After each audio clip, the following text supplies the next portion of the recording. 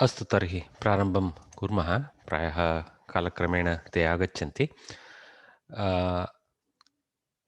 स्वागतम् अत्र पुनः भवन्तः अत्र शिष्टभागं श्रोतुम् आगतवन्तः इति महान् सन्तोषः। सर्वेभ्यां नमस्कारान् समर्पयन् अग्रे सरामि।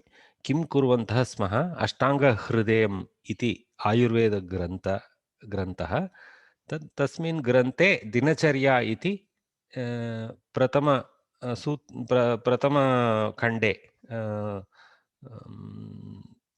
द्वितीय अध्यायः एतद् भवति। मम नाम रामानुजन् वाल्मीकिः इति। अहम् अस्मि MA संस्कृतस्तरे छात्रः। MIT वैदिकविज्ञानशाला अथवा SVS इति शालायां पुणेनगरे यदस्ति तत्र मम कक्ष्याः तु आन्लैन् माध्यमेन चलन्ति। तु रिमोट् स्टुडेण्ट् अस्मि अत्र। अस्तु, दिनचर्या इत्युक्ते किं? डैली रेजिमेन् इति वक्तुं शक्नुमः। तु यथा पूर्वं मङ्गलाचरणेन प्रारम्भं कुर्मः। अस्मिन् एव ग्रन्थे यदुक्तमस्ति तत् श्लोकम् एव पठित्वा अग्रे सरामः। रागादिरोगान् सततानुषक्तान् अशेषकाय प्रसृतान् शेषान् औत्सुक्यमोहरतिदां जगान यो पूर्ववैद्याय नमोऽस्तु तस्मै। सो अत्र पूर्ववैद्याय नमस्कारान् कविः वदति। कीदृशः सः इति, यः रोगान् निवारयति तादृशं पूर्ववैद्यं नमामि इति उक्तिः। अस्तु, ह्यः के अंशाः अस्माभिः पठिताः इति सारविषयेण ज्ञास्यामः। मङ्गलाचरणस्य विवरणमपि कृतमासीत्। तदनन्तरम् आयुर्वेदशास्त्रपरिचयः किञ्चित् वा कृतं। ते के पारिभाषिकशब्दाः तस्मिन् सन्ति, के सिद्धान्ताः सन्ति तस्मिन् इति। तदनन्तरं किञ्चित् यावत् अस्माभिः प्राप्यते बहु न्यूनमेव तत् कृतिकारस्य विषये वाग्भटः इति, तस्य विषये किमपि किञ्चित् उक्तमासीत्। तदनन्तरं ग्रन्थे किं किम् अस्ति, 20,100 अध्यायाः, 1,500 श्लोकाः, केचन वाक्यानि गद्यवाक्यानि अपि सन्ति, परन्तु आहत्य श्लोकाः इति वक्तुं शक्नुमः। तदनन्तरम् एतस्मिन् यत् पठन्तः स्मः तस्य अध्यायस्य ध्येयः किं, दिनचर्या इति अध्यायस्य ध्येयः किम् इति अपि उक्तमासीत्। तदनन्तरं तस्मिन्नेव दिनचर्या अध्याये अस्माभिः ब्राह्ममुहूर्ते उत्थानं करणीयं, तदनन्तरं दन्तधावनं करणीयं, कथं करणीयं, केन न करणीयम् इत्यपि उक्तमासीत्। नेत्रपालनं कथं स्यात्, अञ्जनानां लेपनम् इत्यादि विषये। तदनन्तरं नस्य गण्डूष ताम्बूलादिस्वीकारः कथं स्यात् इति तदपि सूचितमासीत्। केन वर्ज्यं तत् इत्यपि ज्ञातमासीत्। तदनन्तरम् अभ्यङ्गः, तैलमर्दनम् इति वक्तुं शक्नुमः। शरीरस्य तैलेन मर्दनम् अभ्यङ्गः, तस्य विषये। तदनन्तरं व्यायामः, कथं, केन, कदा, कस्मिन् प्रमाणे च कर्तव्यम् इति ज्ञातं। तदनन्तरं व्यायामात् परं शरीरमर्दनं कथं स्वीकरणीयं, कस्मिन् देहाङ्गे तद् अधिकं स्यात्, कुत्र न स्यात् इत्यपि ज्ञातम्। उद्वर्तनम् इति रीत्या मर्दनक्रिया एव, परन्तु तत्र औषध पदार्थानाम् उपयोगः भवति इति, दोषाणां दूरीकरणाय अपि तद् भवति। तदनन्तरं स्नानविषये, स्नानं कथं करणीयं, कथं न करणीयम् इत्यपि सूचना आसीत् वाग्भटस्य। तदनन्तरं भोजनम् इति पाठनीयम् आसीत्, परन्तु समयावकाशः न लब्धः इति न पाठितः। इदानीं तत् कृत्वा अग्रे सरामि। सुभाषितानि एतानि अपि न पाठितानि, तद् अद्य पाठ्यन्ते। किं शिष्यते, इतोपि केचन सुभाषितानि, इन्फैक्ट् सुभाषितानि न पठितानि एव इति सर्वाणि सुभाषितानि अपि पठामः। तदनन्तरं पुनः दिनचर्यायाः इतोपि निर्देशाः वर्तन्ते, तेषां ज्ञानमपि प्राप्नुमः वयम्। यथा पूर्वोक्तम्, एते कक्ष्याः संस्कृतेन एव पठनीयम् इति नियमः अस्ति, अपि च तद् वरमेव। यदि वयं संस्कृतशास्त्रं पठामः, तत्र यावत् शक्यते तावत् संस्कृतेन एव पठामः चेत् तस्य ज्ञानं सम्यक् तिष्ठति इति कारणात् एव उक्तमस्ति। मया प्रदर्शन्यां किञ्चित् आङ्ग्लभाषायाम् अनुक्तिः अपि वर्तते, एतत् प्रेषयिष्यामि, पठितुं शक्नुवन्ति ये साक्षात् पारिभाषिकशब्दान् न जानन्ति, तेषां कृते तत् उपयोगाय भवेत्। किमपि अस्ति वा मोनेश भगतवर्य, प्रष्टुमस्ति वा? चिन्ता नास्ति। अस्तु, इदानीं भोजनविषये उक्तिः, वाग्भटेन भोजनविषये किमुक्तम् इति द्रष्टुं शक्यते अस्माभिः। सः एवं वदति, जीर्णे हितं मितं चाद्यान्न वेगान्नीरयेद्बलात् न वेगितोऽन्यकार्यः स्यान्न जित्वा साध्यमामयम् इति। एतस्य अन्वयवाक्यं पश्यामः, यत्र इतोपि सरलतया ज्ञानं प्राप्यते अस्य यदुक्तं तस्य। स्वस्थः यः स्वास्थ्यं स्थापयितुं रक्षयितुं च इच्छति सः स्वस्थः। जीर्णे हितं मितं च अद्यात्। जीर्णशक्तेः परिमितिः यदस्ति तदतिरिच्य न गन्तव्यम् इति। हितं मितं च अद्यात्, बलात् वेगान् न ईरयेत्। एतस्य किञ्चित् विवरणं क्रियते। वेगितः अन्यकार्यः न स्यात्। यस्य केचन क्लेशाः सन्ति, ते अन्यकार्यं न कुर्युः इति। तथैव साध्यम् आमयम् अजित्वा अन्यकार्यः न स्यात् इति सूचना दत्तमस्ति। यः स्वस्थः स्थातुमिच्छति सः सर्वदा आहारे सम्यक् जीर्णे हितकरं तथा च मात्रया युक्तम् अथवा मितं भक्षयेत्। सो जीर्णकार्याय हितकरं भक्ष्येत्, तदपि मितं भक्षयेत् इति। अन्यत्रापि उक्तमस्ति, कण्ठपर्यन्तं न खादितव्यं, एकपादं त्यक्तव्यं, त्रिपादमात्रा एव खादितव्यं, तत्रापि जलांशः एवं भवेदिति सूचना बहु सम्यक् दीयते अन्यत्र आहारविषये। अस्तु, तदनन्तरं किम् उक्तमस्ति? वातविण्मूत्रादिवेगान्। तु एतादृशक्लेशाः, यस्य अजीर्ण अस्ति तस्य एव एतादृशक्लेशाः आधिक्येन भवति। अकाले मूत्रविसर्जन आग्रहः एतादृशः। बलात् न प्रवर्तयेत्। You should not forcefully do these acts. Very, very, very, very important advice. Okay, you should treat it and get it to ease out rather than forcefully enact these things. Very important advice. Such nuggets are hidden in these sutras. Let me just clear. Moneshwarya, please. You have cleared it. Thank you.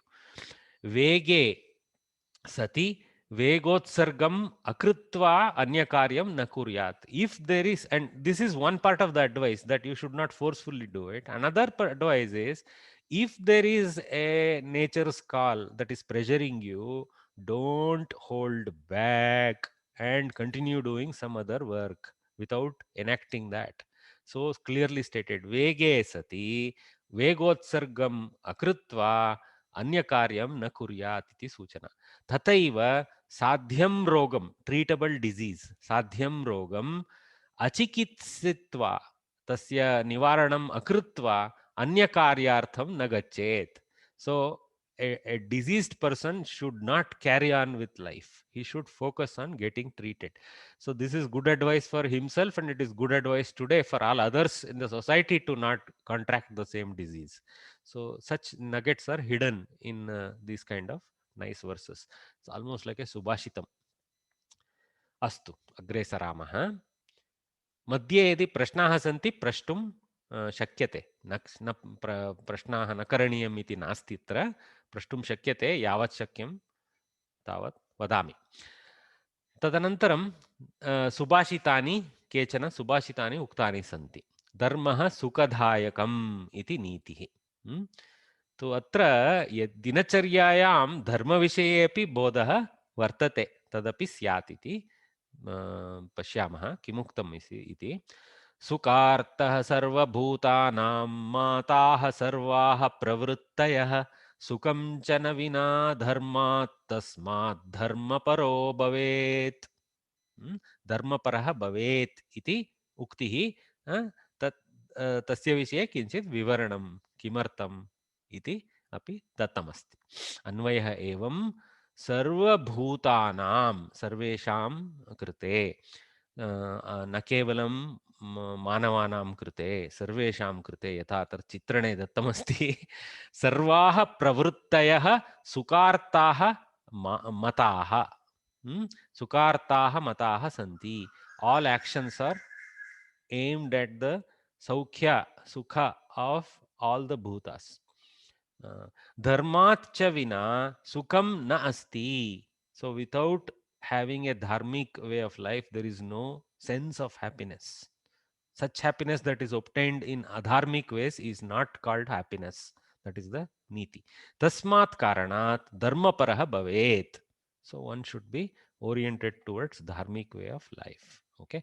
अस्मिन् जगति सर्वभूतानां सर्वाणि कार्याणि सुखप्राप्त्यर्थम् एव क्रियमाणानि भवन्ति. तत्सुखं धर्माचारात् विना न प्राप्यते. अतः प्रत्येकम् अपि जनः धर्मप्रधानः स्यात्. स्वास्थ्याय, स्वस्थ्याय इति न, स्वास्थ्याय एतदपि मुख्यम् इति. अस्तु. So dharma is pleasurable. Very nice statement. We don't look at it that way. Look at it as it's pain. It is actually pleasure. Anyway, bhaktihi maitri cha iti niti bodhah. एकः एव पादः दत्तमस्ति, परस्मिन् अग्रे अन्यः गच्छति. भक्त्या कल्याणमित्राणि सेवेते तरदूरगः. Okay. तो अन्वयः एवं, यः स्वस्थः अथवा स्वास्थ्यं रक्षितुम् इच्छति सः कल्याणमित्राणि भक्त्या सेवेत.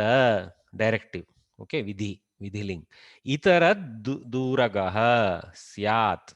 तो यः स्वस्थः सर्वदा शुभकार्यकर्मणि सहायकानि मित्राणि, ये के मित्र विषये तो सुभाषितं बहु सम्यक् वर्णनं करोति.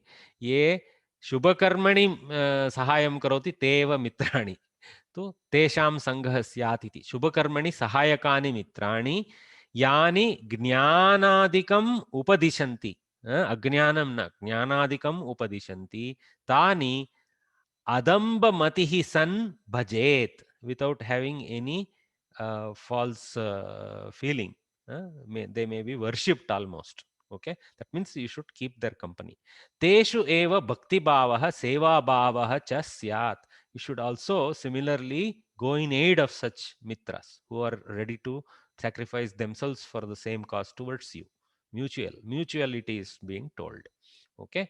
Tata cha itara akalyan jananam दुष्ट जनानां मैत्रीं न कुर्यात्. So avoid maintaining links with those who you observe as not kalyanakaraha. तेषां सदूरे एव तिष्ठेत् स्वस्थः. So staying away and keeping company, both are taught. Itara duragaha. From that the Vyakya is so beautifully expanding that. So that's why we should read this with Vyakya. But it is nice sometimes just to get the meaning from the original sutra also. It gives you a good kind of elixir feeling. Okay, I can also get it like that. Nice.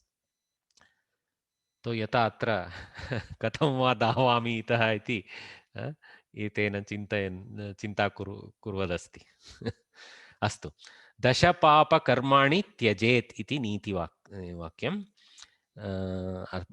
अपरस्मिन् पादः अत्र स्थापयित्वा अग्रे अस्ति हिंसास्तेयन्य क्षम्यतां हिंसास्ते यान्यथा कामं पैशून्यं पुरुषानृते संभिन्नालापं अभिद्या दृग्विपर्ययं पापं कर्मेति दशधा कायवाङ्मनसैस्त्यजेत्. So this is the active part, त्यजेत्. Let's see. अन्वयः एवं स्वस्थः पुनः सर्वत्र अत्र स्वस्थः इति वदामः सर्वे करणीयं हिंसा स्थेय अन्यथा कामं पैशून्यं पुरुष अनृते संबिन्नालापं व्यापादम् अभिध्यां दृग् विपर्ययम् इति दशधा पापं कर्म कायवाक् मनसैः त्यजेत. How much is packed in that? See, so all these technical terms which are called 10 papas, and those papas should be dropped from bodily way of enacting them, from the mouth, or even in the manas. This is very important. Kaya vak manasaihi iti bahutra tatra svikarah asti. So what are these one by one? Let's see. Himsa. So we know that is very universal word. Chauryam. So that is the technical thing from steya. Okay.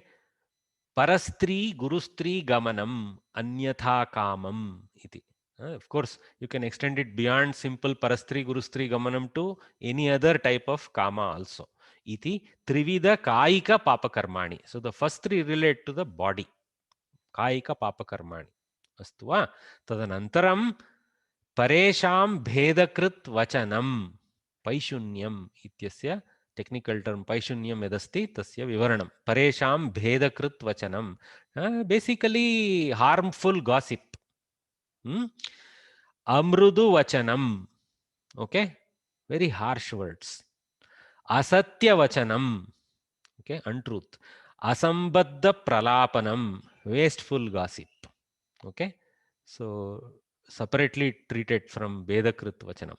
Vachika Papakarmani. These are the things we do. Papakarmani we do from our mouths. We should avoid this. Third set relates to Prani Upaghata Chinta. Okay. Paragunadi Asahishnuta Shastra Drishti Vaiparityam. Okay. So prani here means other bhutas, other than us, okay, including other people. Upaghata chinta, any thought of creating harm to them, okay. Any actual thought even, right? Not just a physical act. So very difficult. This sets mentally not hating is the most difficult act, and that's why that comes in the higher sthana. Paragunadi asahishnuta. So this is irshya, you can call it. Okay. So not having tolerance to the goodness in others. Why God did not give me this? This kind of pralapa is not good. God distributes guna according to the karma pala of those guys. We should look and try to see whether we can obtain the same rather than have asahishnuta towards those things. Okay. Shastra drishti vaiparityam. So that means going outside the bounds of dharmic rules. Okay. Ityetani manasika papa karmani. Okay. This kind of things. This is a little deep, this Shastra Drishti Vaiparityam, but anyway, we'll accept it as a basic thing, having an opinion opposing the scriptures like that. Okay.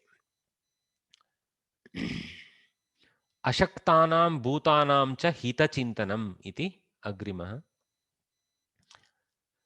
अवृत्तिव्याधिशोकार्ताननुवर्तेत शक्तितः आत्मवत् सततं पश्येदपि कीटपीपीलिकम्. So पश्येत् is the verb. Let us see the अन्वय. स्वस्थः शक्तितः avritti, vyadhi, shoka, artan. Those who are afflicted with these three difficulties. Anuvarteta, care for them. Kita pipilikam api satatam atmavat pashyet. Even the minutest life forms, insects and ants, should be treated as if they are of ourselves. That means they belong to us. I mean, they are mine. Okay, they are not some enemy.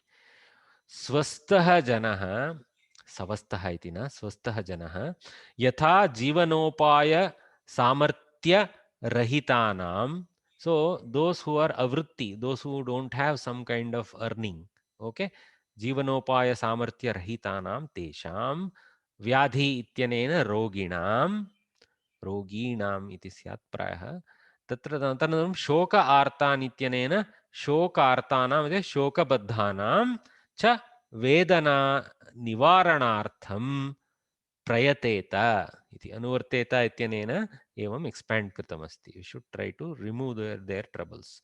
तथा च, that means we should try to give vritti to the avritta, etc. तथा च सर्वदा अतिसूक्ष्मान् कीटान् पिपीलिकाः च अपि आत्मवत् पिपीलिकान् अपि आत्मवत् पश्येत् इति बोधः. बहु सम्यक् अस्ति अत्र. अतिथि आदीनां सत्कारविषये सुभाषितम्. अर्चयेद् अर्चयेद्वगो विप्र वृद्धवैद्यनृपातिथीन् विमुखान्न अर्तिनः कुर्यान्न वमन्येत नाक्षिपेत् इति. अन्वयः एवं स्वस्थः पुनः देव गो विप्र वृद्ध वैद्य नृप अतिथीन् अर्चयेत्. So who all he should always hold as holy and do the satkara. Deva, all the gods. Go, the cow. Vipra, the learned person. Vriddha, the aged person. Vaidya. Vagbata has to insert the one who treats you when you are in trouble. Nripa, the king who is your ashraya. Atithi, who is the one who has come seeking help from you. So all these should be archayet. Saha tesham satkaram kuryat. अति अर्तिनः विमुखान् न कुर्यात् तदपि उक्तमस्ति. विमुखान् न अर्तिनः. Okay, don't turn them away saying I can't help you now. Try to see what help you can extend. Okay, never, of course we should never turn away from the king and all those things, but generally from other perspective also we should understand. Na avamanyeta, we should not mm, make them feel bad. Okay, na akshipet. Okay, so akshepa means oppose. These things all should not be done. स्वस्थः नरः देवान् धेनुं विप्रं वृद्धं वैद्यं नृपं अतिथिं च अर्चयेत् सत्कारं कुर्यात्. तदपि याचकान् कदापि याचकान् विमुखान् न कुर्यात्. याचका doesn't mean भिक्षुक. Anybody who has come for any help is a yachaka. Okay, it is a all encompassing word. याचकान् न अवमन्येत. तथा च पुरुषवचनादीना तान् न निन्द्यात्. We should not use words to do ninda. Hey, why are you asking? Why are you begging? That day you did this, this day now you are coming like this. Huh? That's very important. Very difficult to be noble, but that's what is being taught. अस्तु, पुनः एकः सुभाषितम्. उपकारभावः साधनेच्छा च इति तस्य नामधेयं दत्तमस्ति मया. उपकारप्रदानः स्यादपकारपरे अप्यरौ सम्पद्विपत्स्वेकमना हेतावीर्ष्येत् फलेन तु. So what should be sought and what should not be sought. Okay, so what should be helped also. Okay, अन्वयः स्वस्थः उपकारपरे अरौ अपि उपकारप्रदानः स्यात्. Sorry, apakarapare. How can I read that way? Apakarapare arau api. Even the enemy who is your danger, even towards him, try to see if you can have upakara pradhana bhava. Okay. तथा च एवं संपत् विपत्सु एकमना स्यात्. In prosperity and in down times, let us have an equanimous mind. Sarvada tu hetau irshyet phale na irshyet. Beautiful one. This last one is doesn't come out so easily in other place.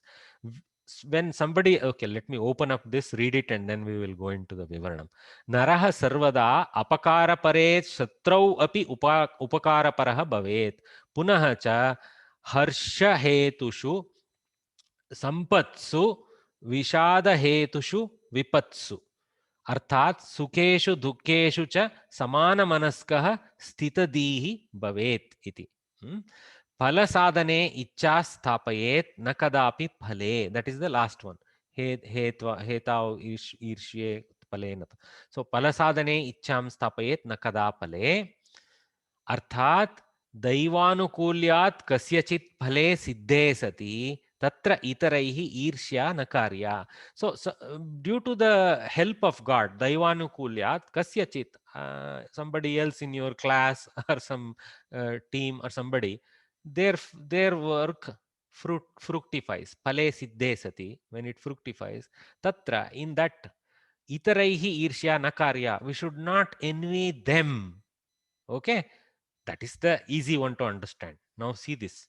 Apicha katham tat phalam siddham iti jnatva. How that fruit was obtained. How did that success happen? Knowing that, tat sadhane irshya kartavya iti bodha. We should envy the methodology that was used, not the person. Now, why this envy towards the waste methodology? That's what hetur hetau irshye.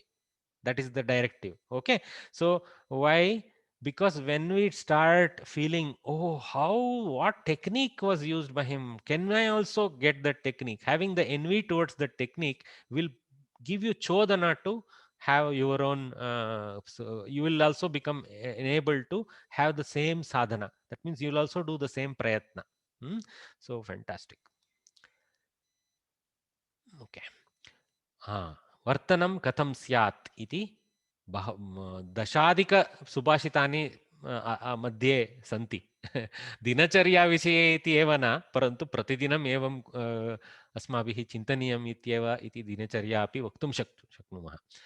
काले हितं मितं ब्रूयाद् विसंवादिपेशलं पूर्वाभिभाषी सुमुखः सुशीलः करुणाद् मृदुः नैकः सुखी न सर्वत्र विश्रब्दो न च शङ्कितः.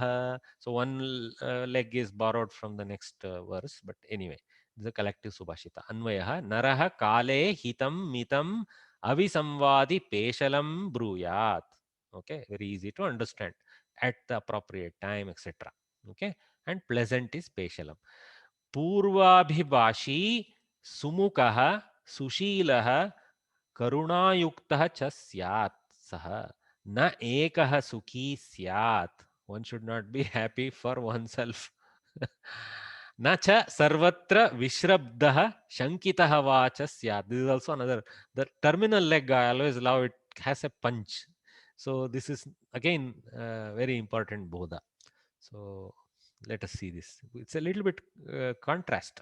It's one is black, another is white. Let us see. Naraha samaye hitam mitam satyam manognyam cha vadet. Nothing. We completely know. We should speak at the right time. We should speak pleasant. We should speak minimum. We should speak the truth. And also we should speak something that is from the mind, not some uha poha stuff. Naraha sarvada purvalapi. That means you should think before you act. Purvalapi is that person who mentally grinds what he intends to convey and then or act, and then acts or conveys. Prasannavadaha, always have pleasant words in the mouth. Shobhanasva bhavaha. So we should all be like Shobhana Bhagini.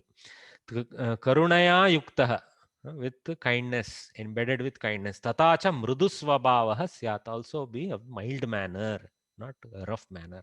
Ekah eva sukhi na syat. This is embedded in the middle, so important. Happiness is not an individual status. It is a collective status, very clearly defined. Sarvasmin jane vishwastah na syat. This is don't be trusting of everyone. See, it's a little bit against the thread of what was being taught earlier. Okay. Let's see this. I mean, it's a little bit more practical. Okay. Know that this world has two types of people, more than two types, but at least we identified two types: those who are ghatakas and those who are sneha vardi. Okay, so don't blindly trust. Okay, that is what this is being told. At the same time, apicha sarvasmin shankitah va na bhavet iti. So at the same time, don't doubt everybody. So you maintain a balance. That means keep your senses open, observe, learn, and accordingly do the maitri. Okay, and accordingly stay away. Arthat avishwasaniyeshu vishwasam ashankaniyeshu shankachana kuryat. So what should be trusted, we should not trust, and what should be not doubted, we should not doubt. That's double negation here. Okay, so wonderful. Shatrutvam avamananam ityadi nigudam syat. Okay, how certain things we have to maintain. So these are important secrets that we have to maintain. Okay, na kinchidatmanah shatrum natmanam kasyachidripum prakashayennapamanam nacha nisnehata prabhoho. So what should be kept without trying to publicize? Okay, अन्वयः एवं नरः आत्मनः शत्रुं कञ्चित् आत्मानं कस्यचित् रिपुं प्रभोः अपमानं निस्नेहतां च न प्रकाशयेत्. So what we should not publish, what we should not keep on yapping about. Okay, नरः कदापि एषः मम शत्रुः अथवा अहम् एतस्य शत्रुः इति वा न प्रकटयेत्. Suppose for some reason you have developed an animosity towards someone. Okay, don't express it publicly. I hate him. This should be avoided. Okay. Same way, you cannot publish your mental inference that how that such and such fellow is my enemy. Okay. Both should be kept for your own internal manthana. Just to stay away, I guess. The final act is to stay away and resist them rather than fall prey to that shatrutva. Tathacha कुतश्चित् अपि संजातं स्वस्य अवमाननं न प्रकाशयेत्. See this bodha. Suppose somebody shamed you. There was some shame that you underwent, or at least you felt the shame when somebody said something. Don't publish that.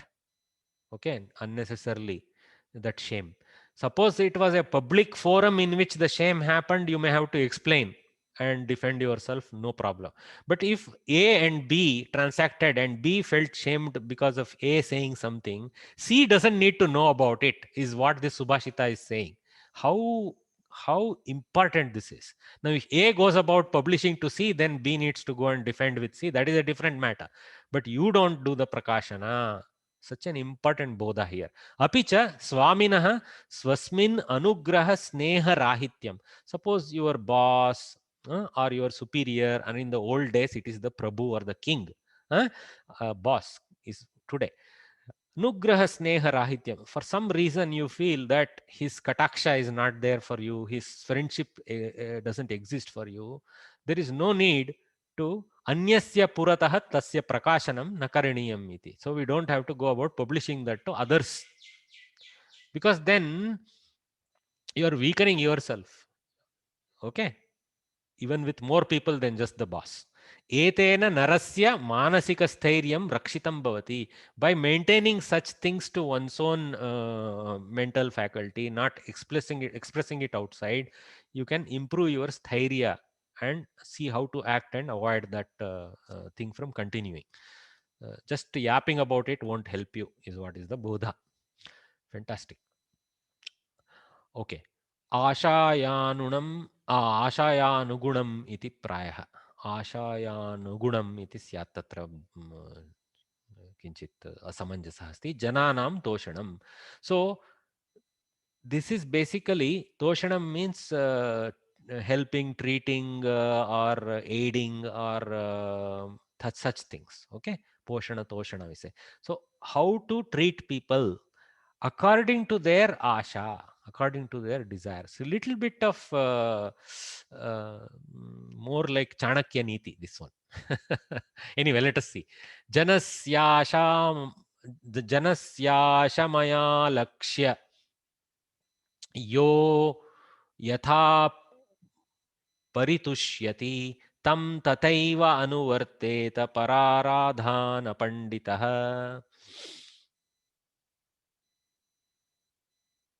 अपण्डितः इति अस्ति वा? अस्तु, पश्यामः. नरः जनस्य क्षम्यतां, जनस्य आशयम् आलक्ष्य यः यथा परितुष्यति पर आराधन पंडितः सन् तं तथैव अनुवर्तेत. ओके, आराधना पंडितः इति नास्ति, तर्हि पंडितः इत्येव, तत्र दीर्घः नास्ति इति तत्र अपण्डितः इति न भवति. आराधन पंडितः इति समासपदं. तं तथैव अनुवर्तेत. So let us see the tatparya. Para aradhana panditah naraha, the fellow who is, it's a beautiful title, this para aradhana panditah. So one who, a smart fellow who is interested in what you call, seen as being helpful to others, or also wants to be praiseful of others, one who wants to be seen as somebody who praises others. Whether it's good or bad, Chanakya's word you have to take.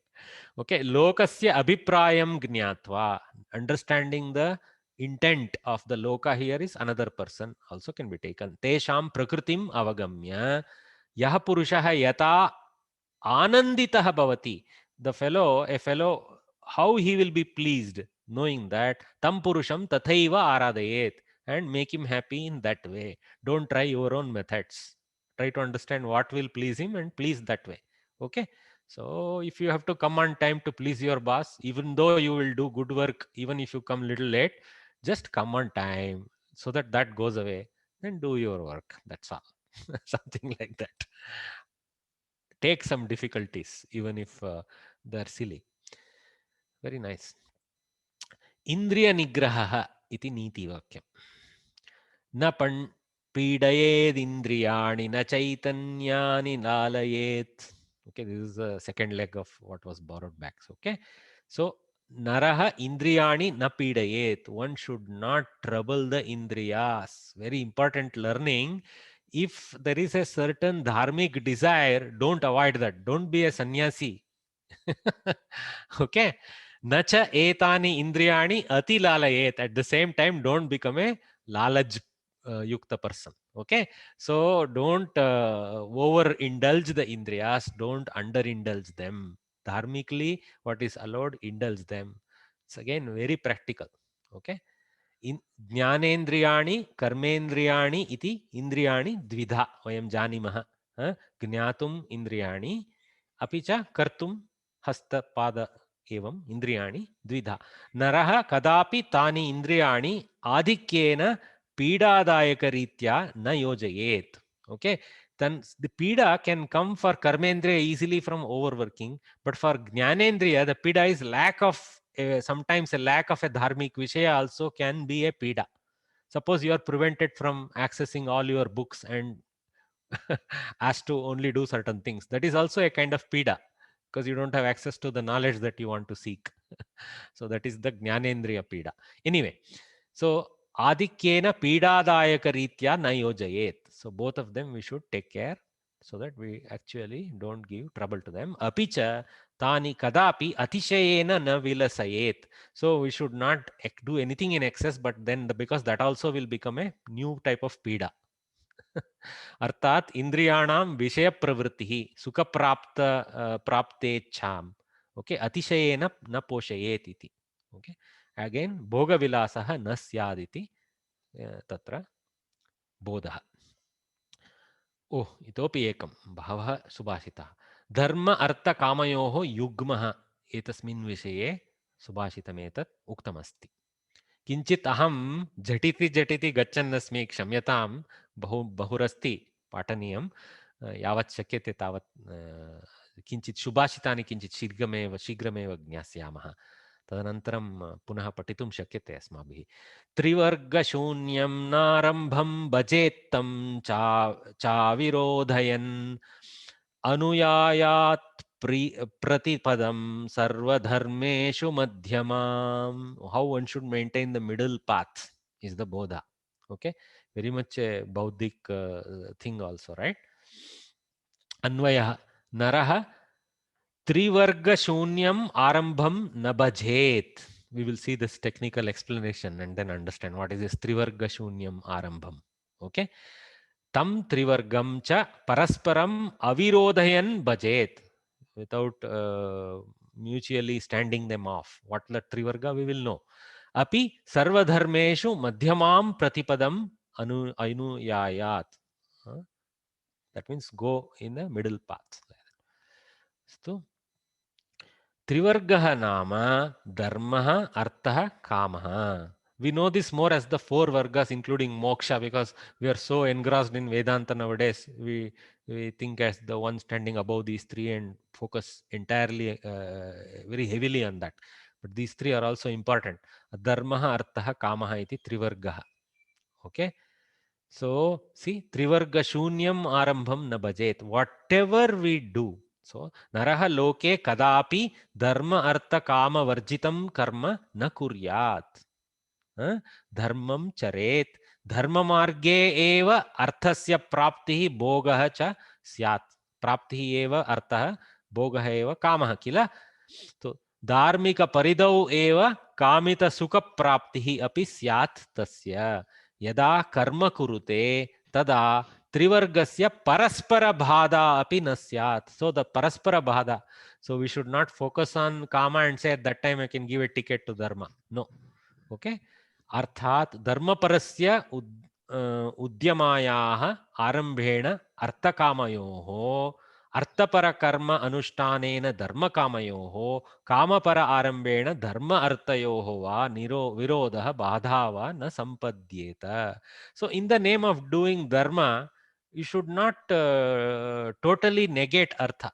That means do help to the extent that you can. Don't overreach and become a pichekara yourself, become a bhikshuka yourself. That's what is the bodha also there. So dharmika ritya dharma. Oh, sorry, dana evam. Artha also should be used in a useful manner so that dharma is not becoming chuta. Okay, तथा च सर्वेषु अपि आचारेषु मध्यमां प्रतिपत्तिम् अनुवर्तेत. So take the middle path. एकत्रैव आसक्तिं न कुर्यात्. Don't focus on one path. मध्यस्थः सन् सर्वान् धर्मान् अनुतिष्ठेत् इति बोधः. बहु सम्यक् अस्ति. प्रश्नः आसीत् वा शिल्पा वर्ये? शिल्पा उदेशी वर्य प्रश्नः आसीत् वा? अस्तु, प्रश्नाः सन्ति चेत् पृच्छन्तु. तो इदानीं पुनः दिनचर्याविषये प्रत्यागमनम् अस्माभिः. साक्षात् दिनचर्यायाः विषयाः बोधितं भवन्ति.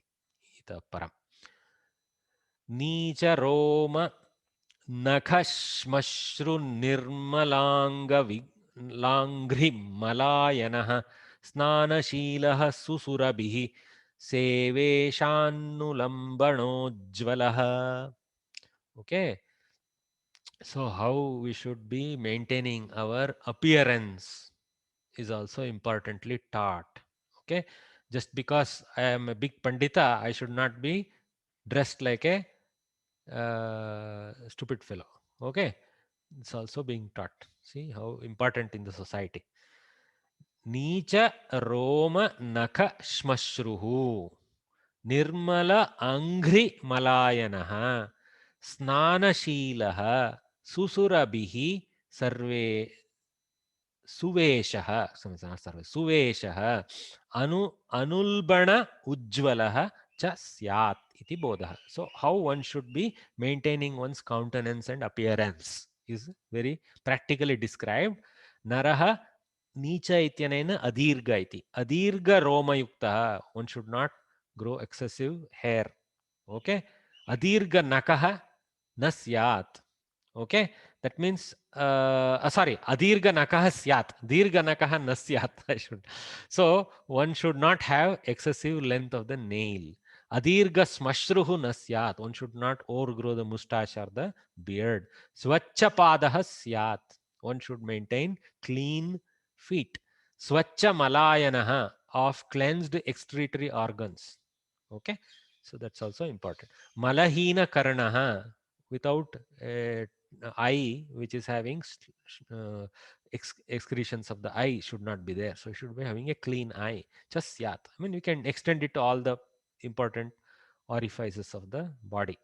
कालद्वये प्रातःकाले सायंकाले च अपि स्नाननिष्ठः सुगन्धितः च स्यात्. See, कालद्वये स्नानम् उक्तमस्ति व्याख्याने.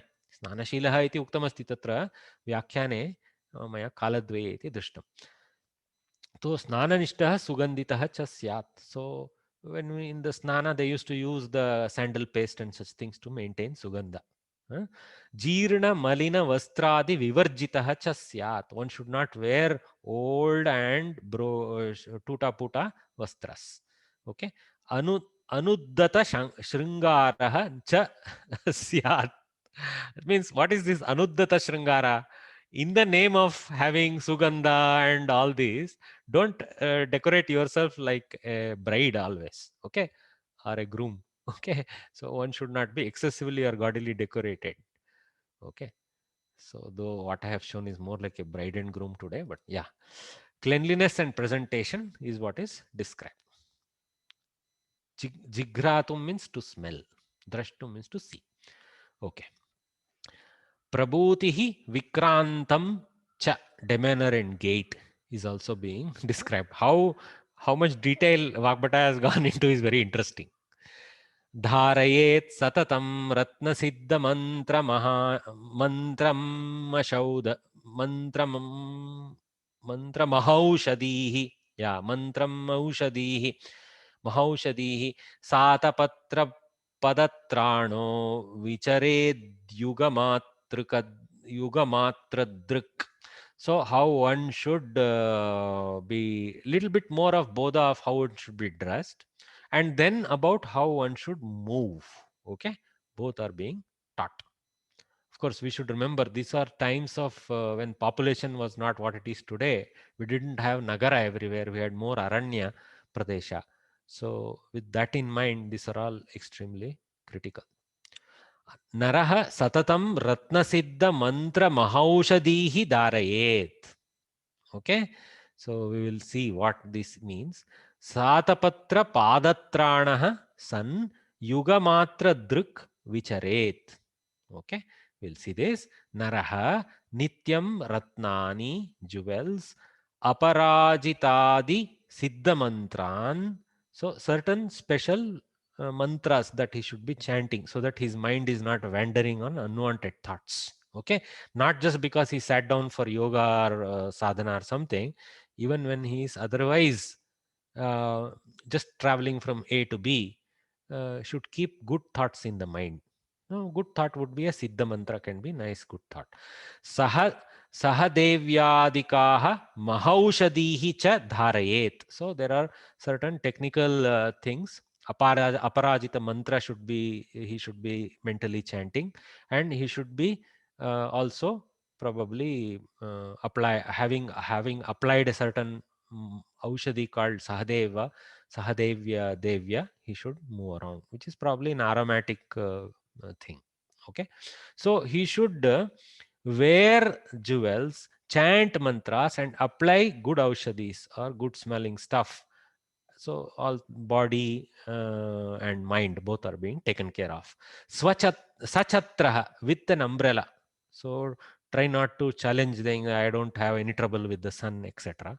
So keep a chatra in case there is rain or a heavy sun. You can take care of yourself. Sapadarakshaha, don't move out in bare feet with footwear. This is about outside movement, right?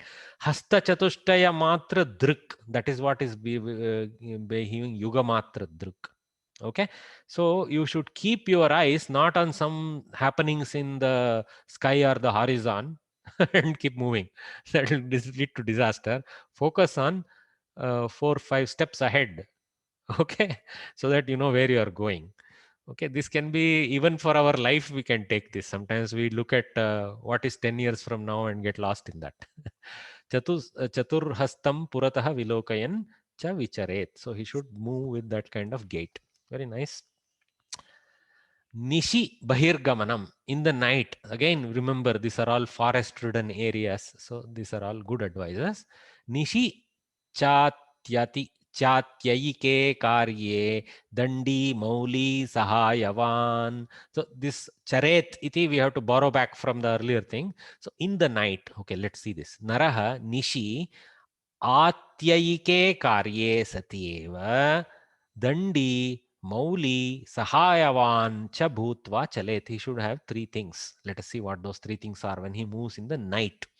Naraha Ratrau Ati Prayojanavati Karye Sati Eva. Atra Sati ka Syam. Sati iti saptamyam swikartum shaknumah. Ati prayojanavati karye sati. Hyphen should be there. Eva. When there is very, very important work, only then in the night he should proceed out of the house. Tadapi, even then, even there, dandadhari with a walking stick. It's not like some highway is available. So, dandadhari bhutva, shiroveshtanadhari cha bhutva. He should wear a headgear. Okay.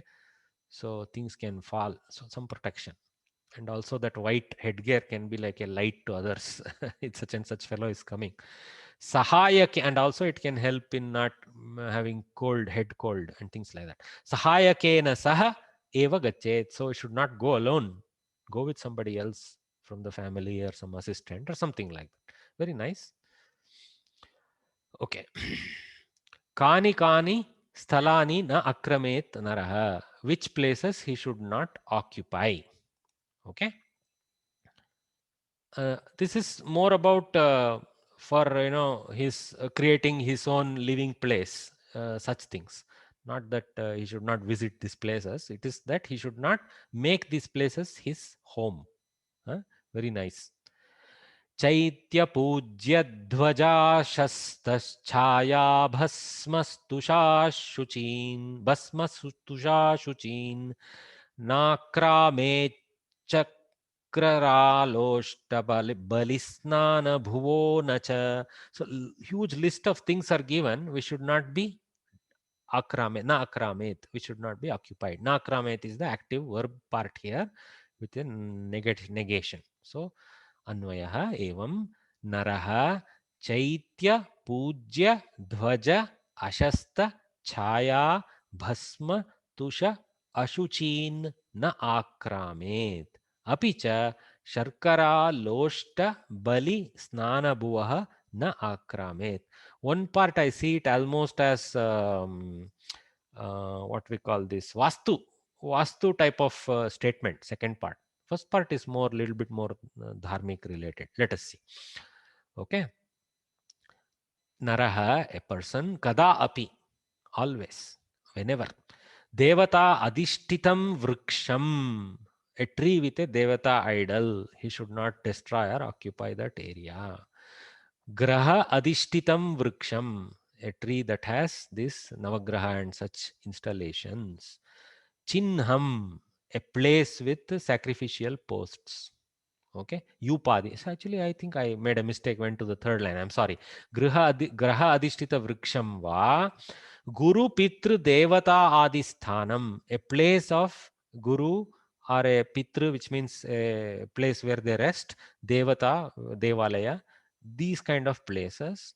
Yupa adi chinham. Yupa is a sacrificial post used for fire sacrifices. Okay, so such a, wherever such a place where you see that chinha, so it will be like a sign of a sacrificial area. So avoid that area for occupation. Chandaladinam chayam. Okay, that means there are certain people who have their own practices.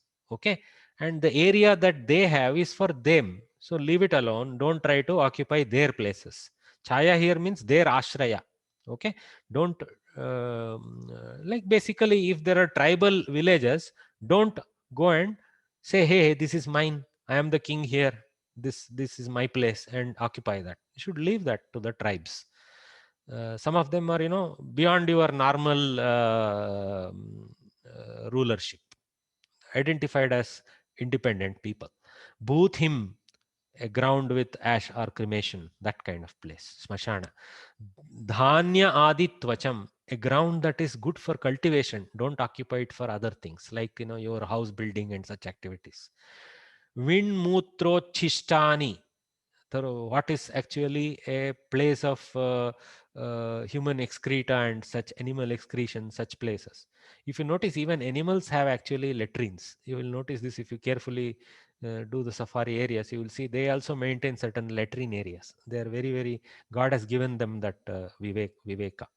Those that do poisonous excretion maintain such areas. Those that are actually good excretions, they don't have such rules for them. God has created that. Valukam, sandy zone, don't build in the sandy zone. Mritpindam, muddy field, don't build there.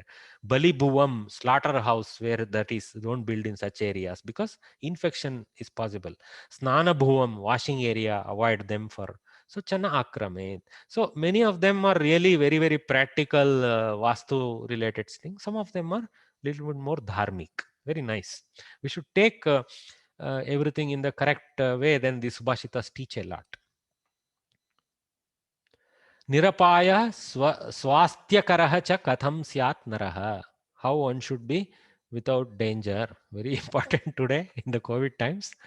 Nadim taren na bahubhyam नाग्निस्कन्दमभिव्रजेत् संदिग्धानवं संदिग्धाननावं वृक्षं च नारोहेद्दुष्टयानवत् नासंवृत्तमुखः कुर्यात् क्षुतिहास्य विजृम्भणम्. This last one is complete COVID directive. Okay. Anvaya. Swastha bahubhyam nadim na taret. Unnecessarily don't cross a river by swimming. Just because you know swimming. Don't put yourself in unnecessary danger when there is no need. Agniskandam na abhivrajet. Okay, let us see the meaning of this later. It's a little more technical. Dushtayanavat sandigna navam vriksham cha na arohet. Arohet. Asamvrutta mukaha san Kshuti hasya vijrumbanam na kuryat. Very nice. Swastaha bahubhyam pravahantam nadim na taret na parayet. Don't cross a flowing river by swimming. Jwalantam agni rashehe abhimukam nagachet. Don't approach a roaring fire. Dushtayanam sandigdha navam sandigdha vriksham va na arohet. Don't enter a compromised vehicle, okay, a compromised ship or a compromised tree. Hastadina mukham pidhaya kshutim hasyam vijrumbanam cha kuryat. So by covering your face by hand and other like a cloth, okay, sneezing, Kshuti is sneezing. So don't sneeze in the open, sneeze with your face covered. Hasyam, don't do this attahasa, like, loud speech, laughter, etc., which also throw out a lot of, saliva and other elements. Don't do that without covering your face. That means elegantly, don't do attahasa, do smile. Vijrumbanam cha kuryat. That means without uh, Vijrumbanam cha pidaya kurya. That means covering your face, do the Vijrumbanam, which means yawning and such activities, which are also intense activities. So do these things by covering your mouth is the thing, or don't do these things without covering the mouth. Both ways the teachings happen. Okay, astu. Durabhyasaha yaha varjaniyaha. How much detail Vagbata has gone into see these things. Anyway, नासिकं न विकुष्णीयात् न कस्माद् विलिख्येत् भुवम् नाङ्गैश्चेष्टेत विगुणं नासीतोत्कुट नासीतोत्कटकश्चिद्रम् उत्कटकश्चित्रम् चित्रम् चिरम, क्षम्यतां, नासीतोत्कटकश्चिरम. Okay, okay. अन्वयः, नरः नासिकां न विकुष्णीयात्. This is the act you should not do. Akasmat bhuvam na vilikhet. So unnecessarily don't scratch surfaces. Angaihi vigunam na cheshteta. Don't move your body parts unnecessarily. Utkatakaha chiram na asita. Okay, don't be placed in a compromised, difficult position for long. Okay, ergonomics.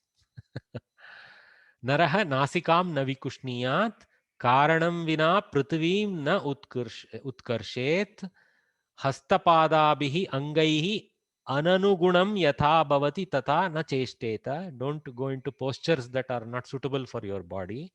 दीर्घ समयं यावत् उत्कटक आसने न उपविशेत्. Don't sit in a harmful pose for long.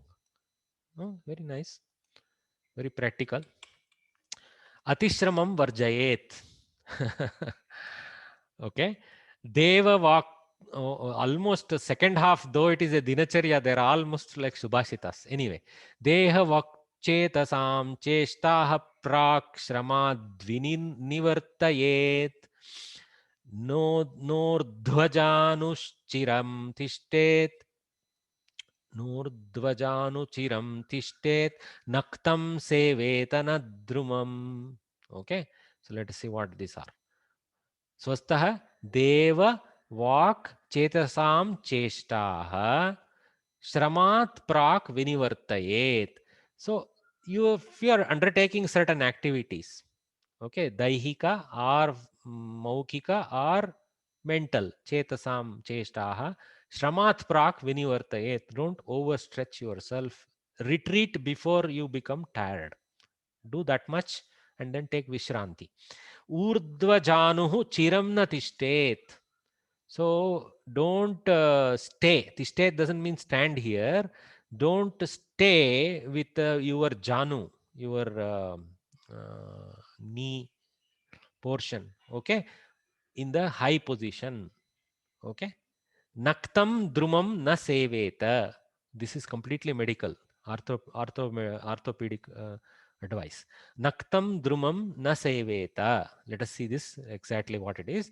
Daihika karmani, vachika karmani, manasika karmani cha shramasya utpattehe purvam eva samapayet. So stop them before you become tired. Arthat dehena vachasa manasa cha kartavyaha yaha pravrittayah santi. Activities that are there for conducting with these three portions of ourselves, tabhyah shramotpattehe prak eva uparamet. Stop from getting tired. Januni to januni urdhvam kritva dirgha samayam yavat na asita. Don't stay with the knees up. Very harmful posture is being advised. So we do this too often. Ratrau vriksham na arohet. Don't climb the tree in the night. Suddenly, this is a little bit away from the others, but drumam means vriksham. Okay. Maybe there is actually sometimes this literal meaning says one thing. There sometimes technically there is a lakshyartha, vyangyartha. I didn't see anything there. Nothing occurred to me. But many similar things one should not try can be taken from this. Yes. You'll disturb the birds and bats and all that.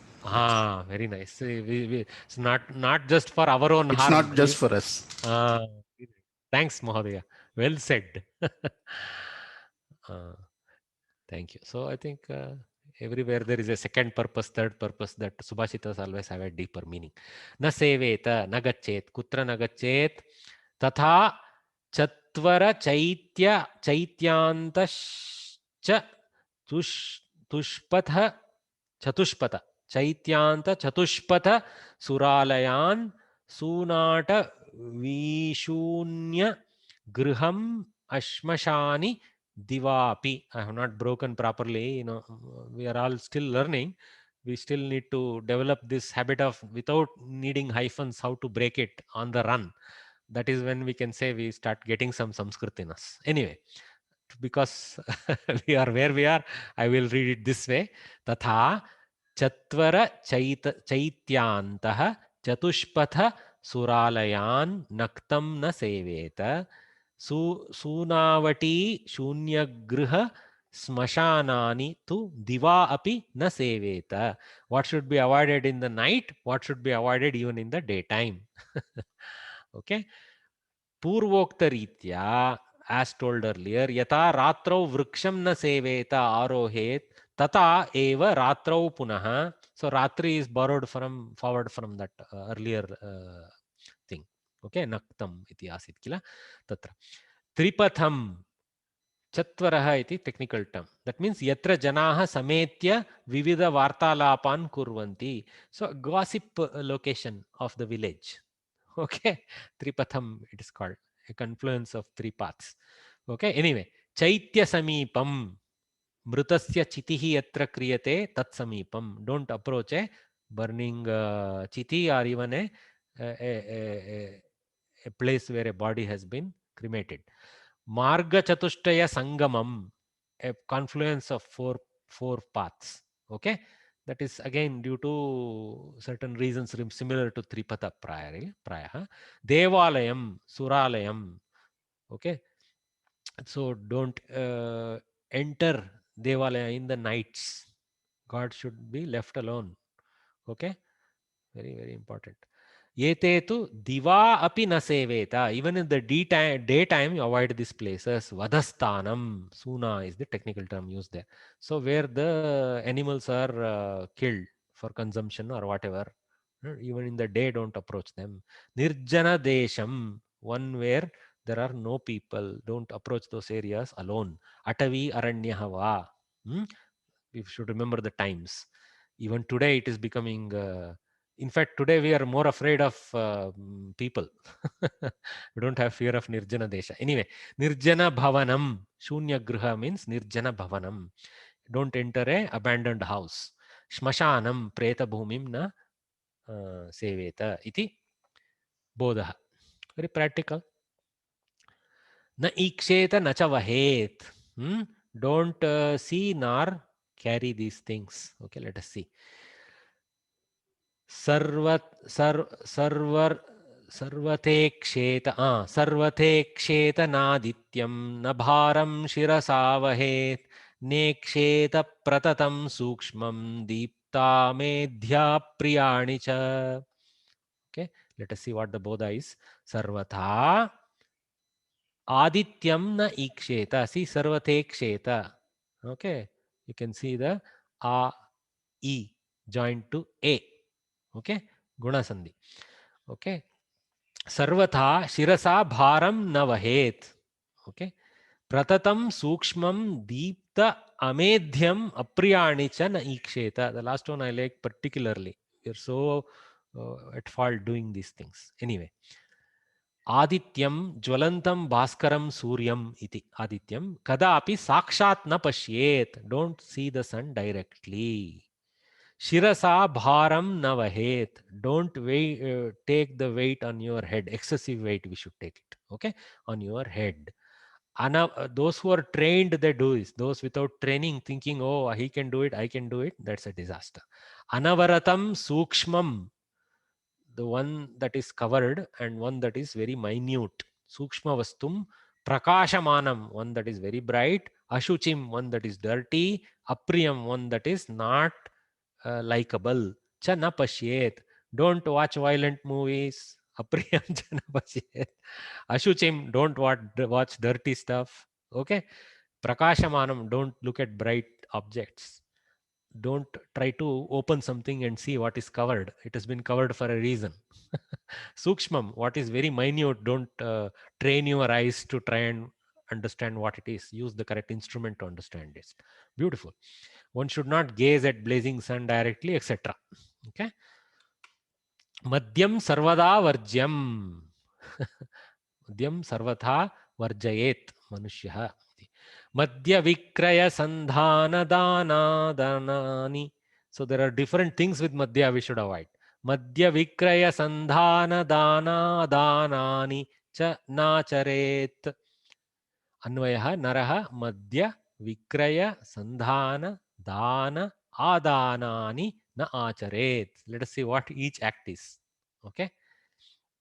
Naraha madhya vikrayanam, don't sell or don't give it as a gift. We do this mistake sometimes, right? Avoid that. Utpadanam, don't try to produce it.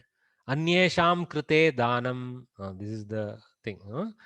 Swaparigrahanam adanam. See how the play of words. Danam adanam. Swaparigrahanam cha na kuryat. So avoid it for all things. Just because you don't take, you don't become a dharmika person. Don't sell it, don't give it, don't produce it, etc., etc. Very important. आतप धूलि शीतवायूनाम असभ्यतायाः च वर्जनम. Okay, again medical advice. Okay, पुरो वातातपरजस्तुषार पुरुषानिलान् अनृजुः क्षवथूद्गारकासस्वप्नान्नमैथुनम् कूलच्छायां नृपादिद्विष्टं व्यालादं श्रीविष् व्यालादाष्ट्रिविषाणिनः. Very tough compound letters. Kshamyatam. I'm not reading so well, but please.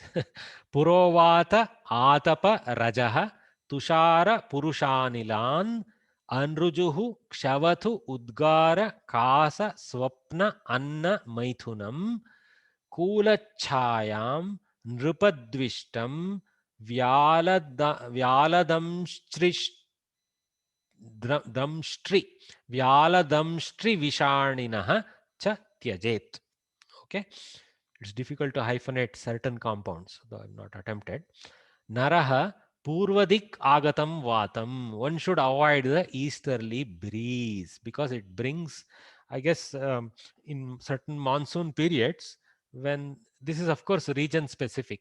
Clearly, this was written in a particular region, and generally for India, this applies. We are supposed to avoid this easterly breeze.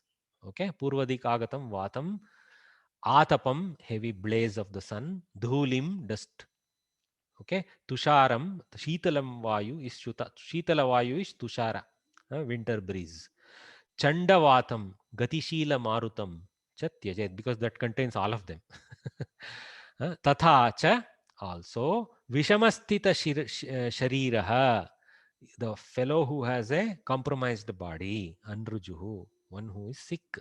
Adikyena Anyesham Sakashe cha iti Adhyahritamatra, Chikkam, sneezing, Udgaram, belching, Kasam, coughing, Swapnam, dozing or yawning, Vojhanam, excessive eating, Maithunam, Laingika Kriya, Nadi Tirachaya, moist shade of the river beds, Ragnyaha Apriyam, one an act of act that is undesirable to the superior, Dushtahasti Adin, so approaching bad wild elephants, Drashtuyutan Sarpadin, Dramshtrayutan Sarpadin, such snakes that are capable of poisonous bites. Shrungayutan Gomahishadin, horned cattle, cha tyajet, can be avoided. So how many things can be avoided? Okay, of course, for the rogi, certain things specifically are explained. We should, even by the others who are healthy, sir, most things are to be avoided. But for the rogi, it's very important.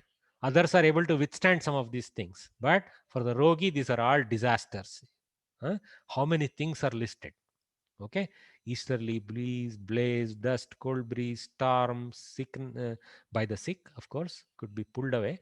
In sneezing, belching, coughing, all those things are avoidable. Moist shade, plenty things. Some by everybody, mostly everything by the deceased. Atma sammanatayaha palanam.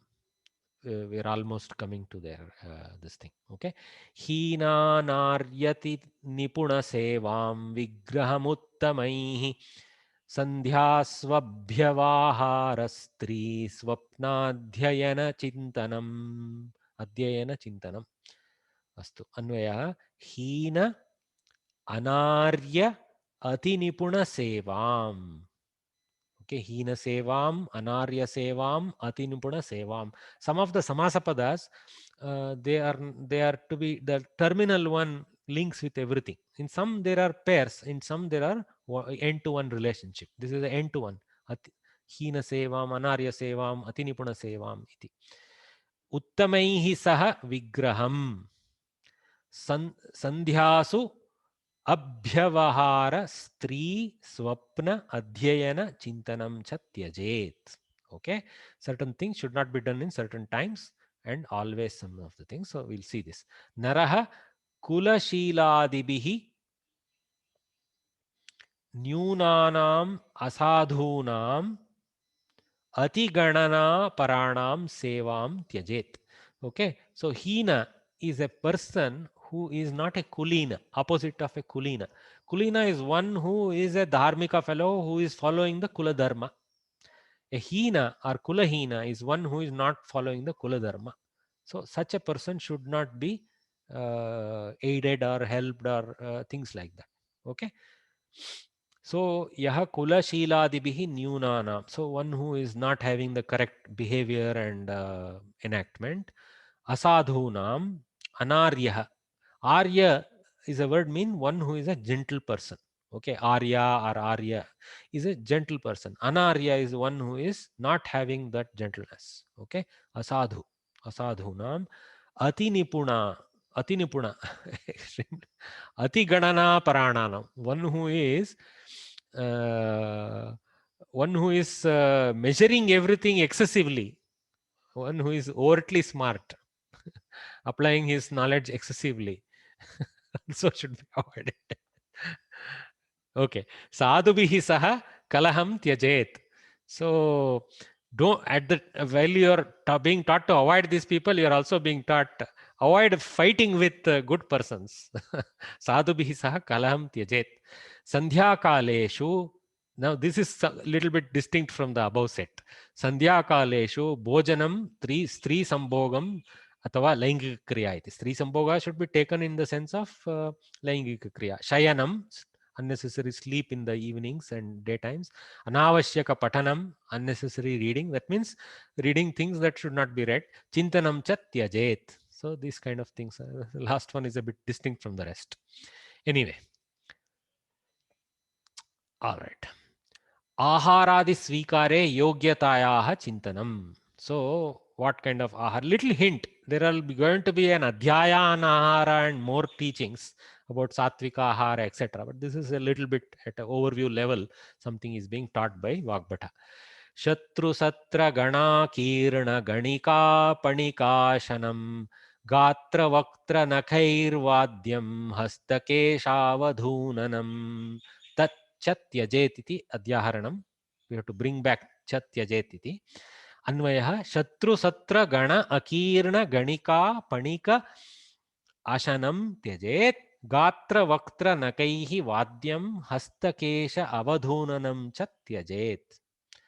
Let us see this slowly. Naraha shatrunam, of the enemies, anyasya yajnasya, the place of sacrifice of another person, or in such a ceremony, in the ceremony of others. Kathaka charanadinam gananam. Okay, so ganaihi yogya ayogyam avichintya dattanam. So in certain places, in certain gatherings, without thinking what should be given to whom, some distributions are done.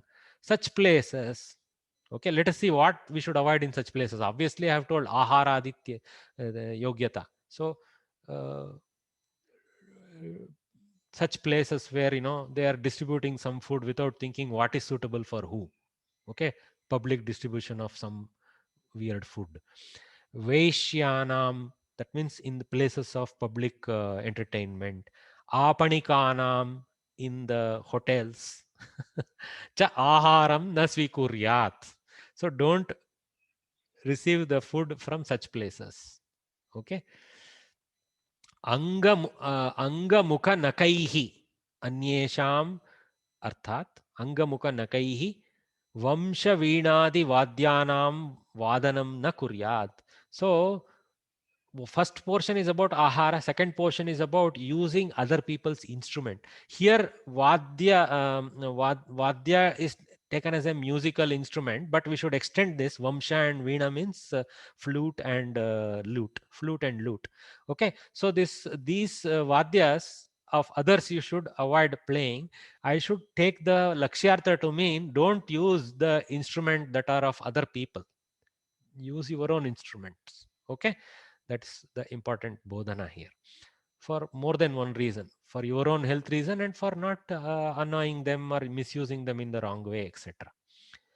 तथा च हस्त अवधूननं हस्तकम्पनं केश अवधूननं केशकम्पनं च त्यजेत्. Unnecessarily shaking the head heavily, trying to be very dramatic, shaking the hands, legs, body, hair, etc., and all can be avoided. Everything should be done in moderation. Yeah, nice. दुरभ्यासानां त्यागः परस्त्रीषु agamenam. This very important advice. Parastrishu, we should take it as para purusheshu in the other direction. Toyagni pujya madhyena yanam dhumam shavashrayam madhyati saktim vishrambaswatantriye strishu cha tyajet. Okay. अन्वयः तोय अग्नि पूज्य मध्येन Yanam त्यजेत. We will see this is very little bit more old days type of thing, but anyway, shava ashrayam dhumam tyajet, very practical even today. Madhya atisaktim tyajet, already told earlier, repeated here.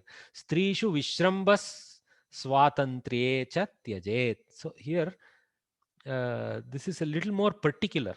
Vishramba Swatantra. We'll see what is that.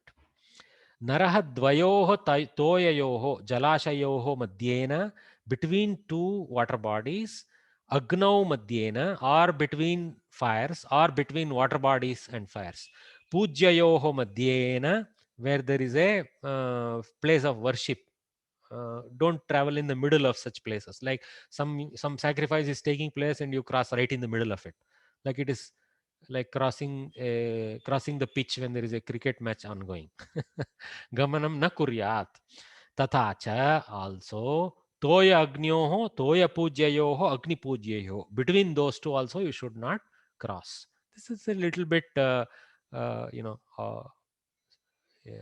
you call don't cross the street when there is a cat that has crossed, that type of thing, but it's okay. Shavadahanena udbhutam dhumam na aharet.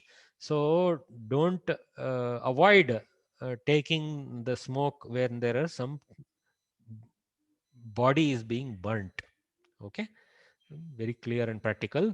Madhyapane ratim tyajet. Don't become excessively involved in taking madhya.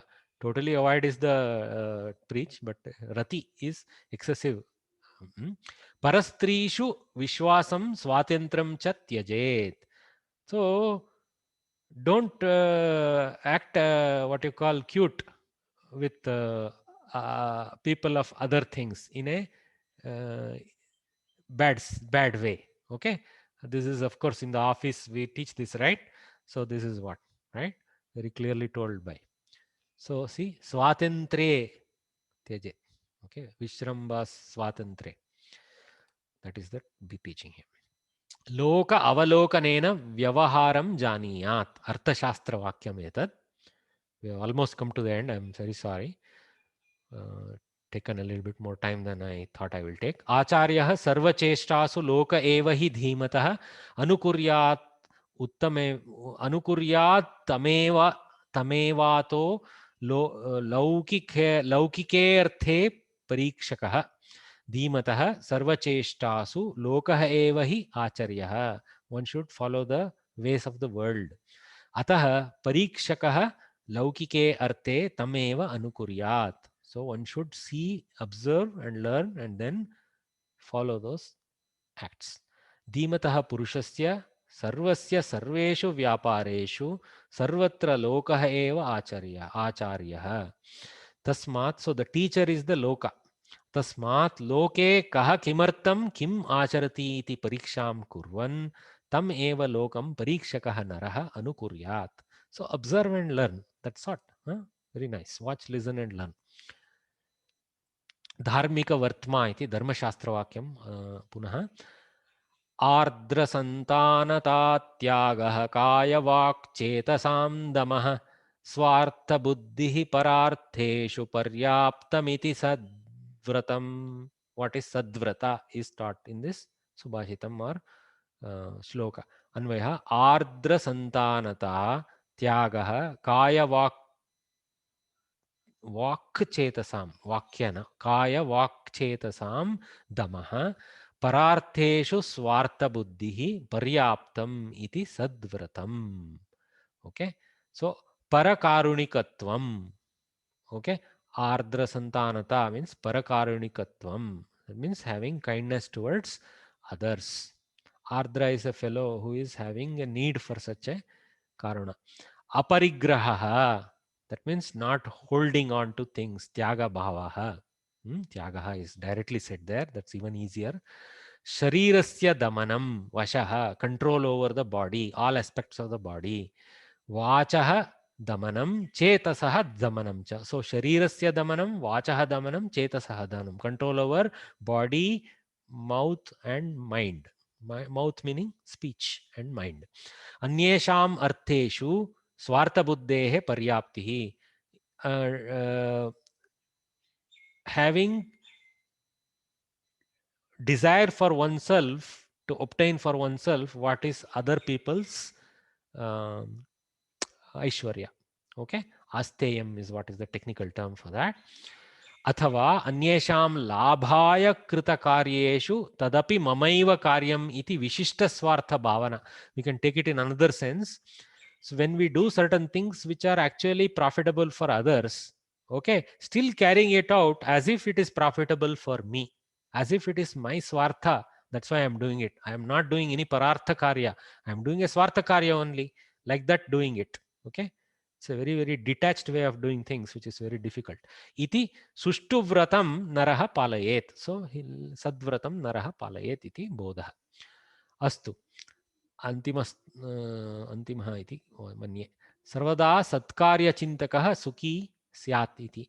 नक्तादीनि मे यान्ति कथं भूतस्य सम्प्रति दुःखभाङ् न भवेत्येवं नित्यं सन्निहितस्मृतिः. कथं भूतस्य यः, whoever, यः कथं भूतस्य मे सम्प्रति नक्तं दिनानि यान्ति सह नित्यं सन्निहितस्मृतिः सन् दुःखभाक् न भवति. So one who is dedicated himself day and night in the thinking about how others can be helped, how they can be enriched, that fellow will never have sorrow. कीदृशस्य सतः सत्कार्यचिन्तने करणे च इति मम अधुना रात्रिदिनानि गच्छन्ति इत्येवं नित्यं विचारयन् नरः कदापि दुःखितः न भवति. Very straight forward. दिनचर्या अध्याये उक्तानां पालनेन फलप्राप्तिः का. This is another tradition I want to bring attention to. Usually a granthakara will give the palaprapti at the end of the grantha. Vagbhata has given even adhyaya pala. Every adhyaya he has described what is the fruit of studying all this, learning all this, enacting all this, what I have taught. Okay, so palavak. इत्याचारः समासेन यं प्राप्नोति समाचरन् आयुरारोग्यमैश्वर्यं यशो लोकांश्च शाश्वतान्. Very straightforward. So iti achar, oh, let's see, open this. Iti samasena acharah. Samasena means in a compact way. See, the word samasa we use for a collection of words to make a big word. That is actually compaction, right? So I have told about acharas in a compact way. So in this adhyaya, that's what he is declaring. Naraha, the fellow, yam acharam samacharan, whichever of these enactments he enacts, while enacting, he obtains these things: ayuhu, good health and life; arogyam, being away from roga. Aishwaryam, vriddhi, progress, maybe mental. Yashaha, fame. Lokan, this is Swargadi Lokan cha Shashvatan Prapnoti. He will permanently obtain these things. So again, I have said it in other words in Sanskritam. Samaptau Sankshepena Yaha Acharaha Purvoktaha Athava Acharaha Purvoktaha Tan Acharan Samyak Acharan Anutishtancha Purushaha. One who follows this and keeps practicing that Purusha Ayuhu Adin Prapnoti. He obtains good life. Arthat Atra Uktanam Niyamanam Anupalanena Naraha Ayuhu Arogyam Aishwaryam Yashaha Swargadilokancha Nityam Prapnoti. Tatha Asmakam api Gatihi Bhavediti Samaptigoshanam Mayapi Kriyate. साक्षात् वाग्भटः एव समाप्तिघोषणम् एवं करोति अध्यायस्य अन्तिमवाक्यम् एतत्तु गीतायामपि वयं पश्यामः एतत् पद्धतिमेतत् इति श्रीमद्वाग्भटविरचिता विरचितायाम् अष्टाङ्गहृदयसंहितायाः सूत्रस्थाने दिनचर्या नाम द्वितीयोऽध्यायः. So this is basically a termination prayer, and here this is more the Bhashyakaras write this sentence. The Lekaka himself wouldn't have written, because he wouldn't write Vagbhata Virachita and all that. Bhashyakaras write this sentence. Iti Srimad Vagbhata Virachitayam Ashtanga Hridaya Samhitayaha Sutrasthane Dinacharya Nama Dvitiyah Adhyayah Samaptam. Etena Mama कार्यमपि समाप्तं, पाठाः अपि समाप्ताः. यद्यपि समयः नास्ति, परन्तु 5 निमेषाः यावत् एतस्मिन् विषये प्रश्नाः सन्ति चेत् कृपया पृच्छन्तु. बहवः आगतवन्तः, न केवलम् अस्माकं संस्थायाः अन्यछात्राः, मम स्नेहिताः, अपि च अन्यसंस्थासु ये संस्कृतदिश्यां गच्छन्तः सन्ति ते अपि आगताः इति बहु सन्तोषः. धन्यवादाः. पृच्छन्तु यदि प्रश्नाः सन्ति चेत्. अस्तु, तर्हि तु मङ्गल श्लोकेन समाप्तिघोषणं करोमि. गुरुवन्दनमपि कृत्वा. गुरुर्ब्रह्मा गुरुर्विष्णु गुरुदेवो महेश्वरः गुरुः साक्षात् परं ब्रह्म तस्मै श्रीगुरवे नमः. सरस्वती नमस्तुभ्यं वरदे कामरूपिणी. विद्यारम्भं सर्वदा भवति. विद्यारम्भं करिष्यामि. स्वस्तिरस्तु मे सदा इति. अस्तु, धन्यवादाः सर्वेषां. तो अहं सर्वं प्रेषयिष्यामि ईमेल् द्वारा दर्शिनीम् अपि च लेखं प्रेषयिष्यामि. धन्यवादाः. गुरुवर्याः बहु सम्यक् महोदय. धन्यवादाः अमितवर्य. धन्यवादाः. धन्यवादः महोदय, धन्यवादाः. धन्यवादाः अश्विनी भगिनी, गीता भगिनी, शोभा भगिनी, शिल्पा भगिनी. केचन छात्राः अत्र अथवा छात्राः इति वक्तुं न शक्नोमि, केचन श्रोताः अत्र शिल्पा भगिनी, गीता भगिनी इति ये आगताः सन्ति, ते मम संस्कृतभारत्याः छात्राः अपि. तेषाम् उपस्थितिः अत्र अस्ति. महान् सन्तोषः. धन्यवादाः. भवन्तः संस्कृतवाङ्मये इतोपि अग्रे गच्छन्तु. देवस्य आशीर्वादः भवेदिति मम आशा. Thank you, observe, sir. Thank you. Thank you. We feel blessed to attend your classes. It's so detailed and nicely explained the complex. Thank you, Bhagini. You are very kind. Thank you, Sridevi Bhagini. PDF प्रेषयतु वा? प्रेषयामि श्रीदेवी भगिनी, अवश्येन प्रेषयामि. झटिति प्रेषयामि. अहं साहित्यशास्त्रे MA कृतवती महोदय. ओ एवं. एवं साहित्यशास्त्रे MA कृतवती अमरावती विद्यापीठे. ओ बहु सम्यक्. यदा भवत्याः किमपि बोधः भवति तदा अस्मान् सूचयन्तु. ईमेल् IDs तु प्राप्तमस्ति भवत्याः, तु अस्मान् सूचयतु. वयमपि आगत्य पाठान् स्वीकुर्मः भगिनि. आम् महोदय. अस्तु तर्हि नमो नमः. धन्यवादाः. नमः सर्वेभ्यः. नमांसि. नमः सर्वेभ्यः. धन्यवादः अमितवर्य भवतः. धन्यवादः. ओ राधिका भगिनी, धन्यवादाः. तनुज महोदय ह्यः भगिनी भवत्याः अपि बहु रोचकमासीत्। रात्रौ आसीत् इति केचन न आगतवन्तः शिवरात्र्यां, परन्तु बोधः तु यथा सर्वदा धन्यवादः। अस्तु बहु तर्हि मनोरञ्जकम् आसीत्।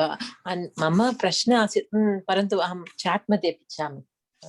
किं इदानीं अवकाशः पृच्छतु पृच्छतु।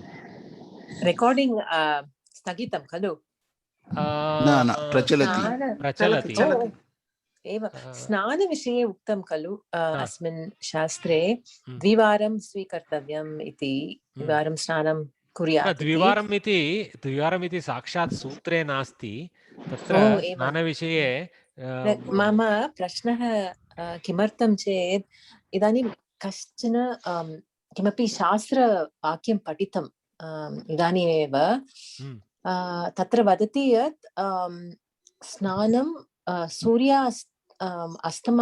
अस्तमानन्तरं न कुर्यात् इति। अतः अस्मिन् शास्त्रे समय सूचना अस्ति वा इति। स्नानं तु यथा उक्तं क्रमशः उत्थानात् परं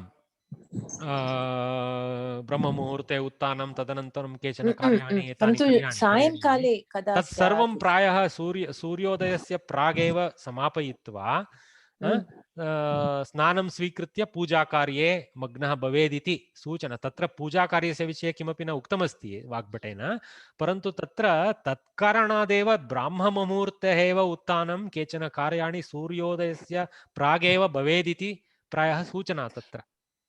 आमां तत् स्पष्टम् अस्ति सर्वत्र प्रायः सूर्योदयात् प्राक् इति, परन्तु द्वितीयस्नानं कदा भवेत् इति प्रायः यथा भवत्या उक्तं तत्र अत्र स्नानस्य विषये द्वितीयवारं कदा द्विवारं करणीयम् इत्यपि साक्षात् न उक्तं, परन्तु व्याख्याने दृष्टं मया। व्याख्याने द्विवारम् इति दत्तमस्ति। व्याख्याकारः न केवलं वाग्भटस्य ग्रन्थान्, अन्ये आयुर्वेदग्रन्थान् अपि पठित्वा एव वदन्ति इति मया अपि तत् स्वीकृतं। तत् सूर्यास्यात् नन्तरं करणीयं, रात्रौ करणीयम् इति यदि मया उक्तं तत् दोषाय स्यात्। यथा भवत्या उक्तं सायंकाले अर्थात् सूर्यास्तस्य प्राक् तदपि एकवारं पुनः नदीं प्रविश्य स्नानं कृत्वा दिनस्य समाप्तिघोषणा भवेत् इति प्रायः तत्र सूचना। अस्तु अस्तु, अन्वेषणीयं प्रायः। अस्तु उत्तमं महोदय, धन्यवादः। धन्यवादः भगिनी। Just one observation, Anujvarya. There was one where you talked about Vipra, Vaidya, and about Atmanam. So I think Vaidya here is not just a physician. It means somebody who's learned. It's from Perhaps Vidya. we should take, many times Vipra and Vaidya, we should not take it in extreme direct sense as a Varna. Yeah. So Vriddha doesn't mean old. It means one who is more developed in any way. So evolved, more evolved person. Vipra, Vriddha, and Vaidya. We should take so them one who in is a common more pious, sense. more learned, and more evolved. Thus, such people should be respected. Perfect. And also there was one about Kitaka, animals, etc. Atmanam eva bhavayeti. So Atmanam doesn't mean one's own. It means as if me, myself. Okay. There's a difference between as if it is there, my Atma and Swa. Atma means I, myself. Swa means my own. Correct. As if they are me. Me. Okay. Not correct. just mine. Not There's mine. no ownership there. Correct. I agree. That is the almost yogic way of receiving them as me. Yeah. Atmavat sarva bhutani. Atmavat sarva bhutani. Atmavat sarva bhutani. Astu guruvarya yatha bhavata uktam.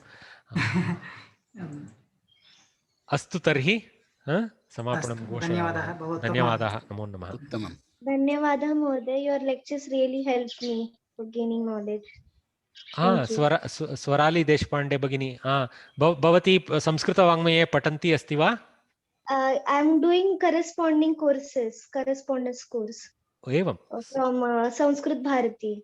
एवं, अद्भुतम्. Yeah, I am doing actually now BTech in biotechnology. एवं, second year I am doing now. Oh, so you are pursuing your Sanskrit studies as well as your technical. Fantastic. Yeah. This is very encouraging for us. In my Sanskrit Bharati classes, whenever I see youngsters, I am extremely happy. I sometimes say I myself never thought like you guys are much more advanced. Right at the youth, you are entering this. This is very good. Thank you, Swarali. Thank you so much. मिलामः महोदय. Namaste. Milamas. शुभम्.